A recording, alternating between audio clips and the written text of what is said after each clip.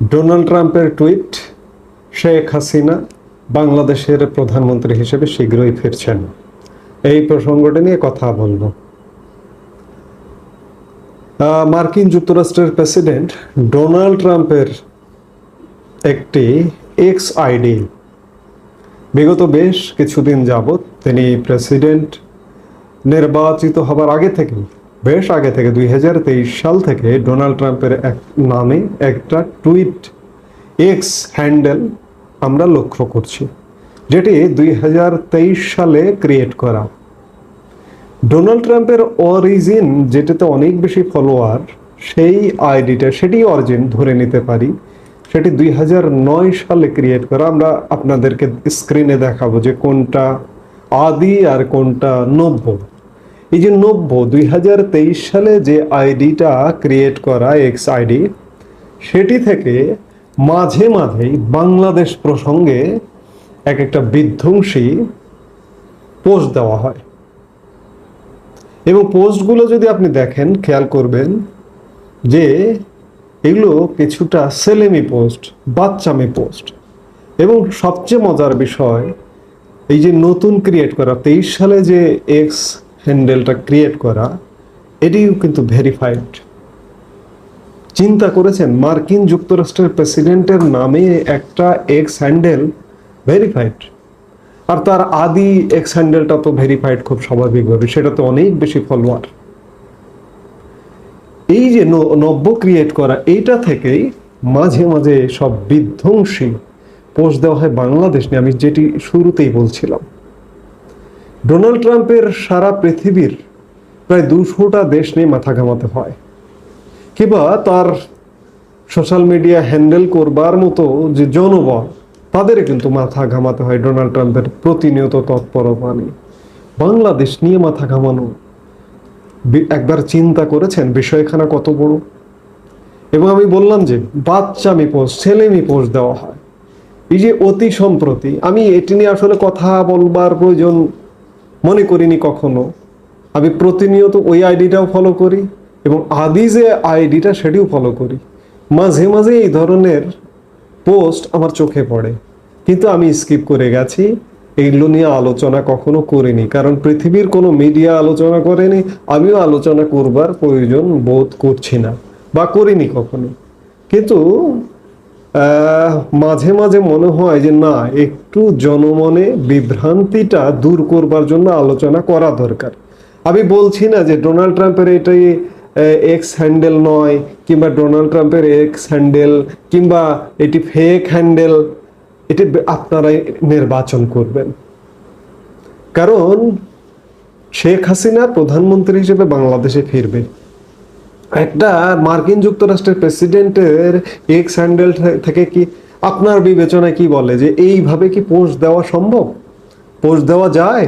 দিতে পারেন? আমার বিবেচনায় মনে হয় না। সেই জায়গা থেকে আইডিটা আমার কাছে প্রশ্নবিদ্ধ। আপনার কাছে এটা হতে পারে যে এটিই হচ্ছে মেসেজ, এটিই হচ্ছে বার্তা।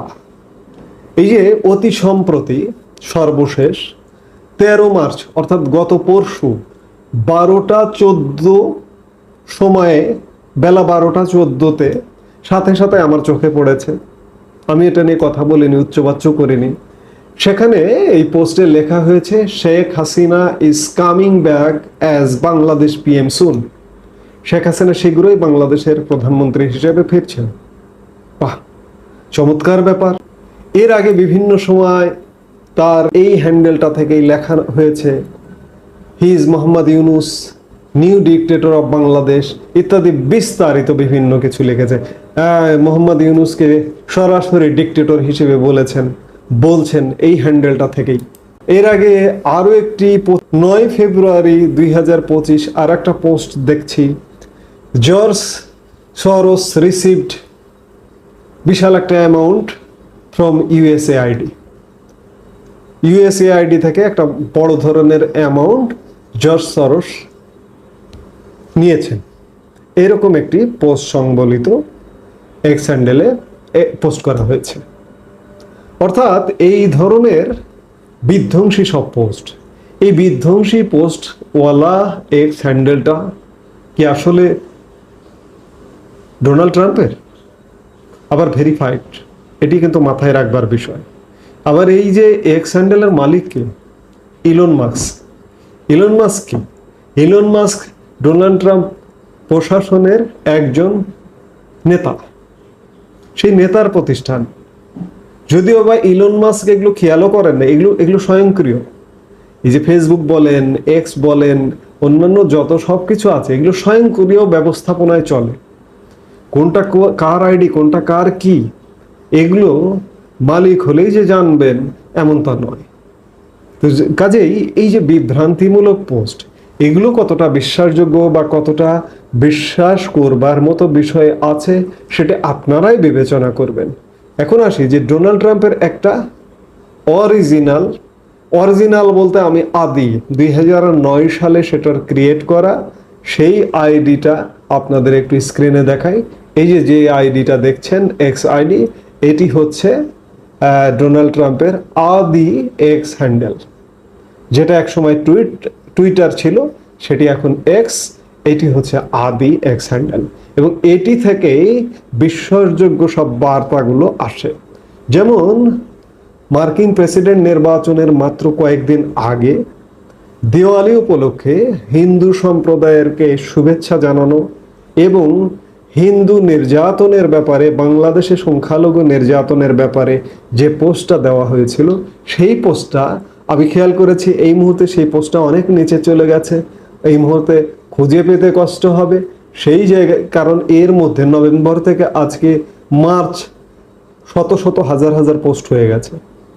তো এই আইডিটা থেকেই সেই সময়ের সংখ্যালঘু নির্যাতন নিয়ে পোস্ট দেওয়া হয়েছিল, এবং সেটি বিশ্বাসযোগ্য ছিল, সেটি বিশ্বস্ত ছিল, সেই পোস্টটি নিয়ে বাংলাদেশ এবং বিশ্ব মিডিয়ায় খবর হয়েছিল।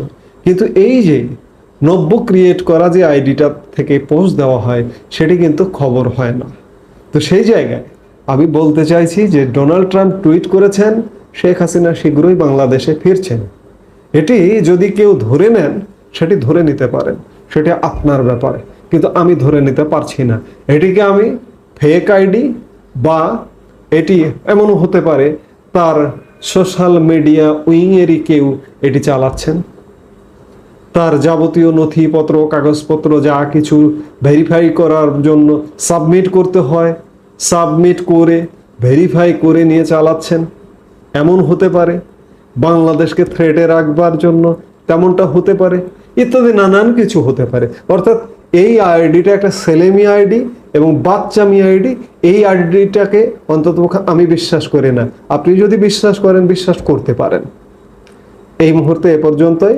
সবাই ভালো থাকুন, সুস্থ থাকুন।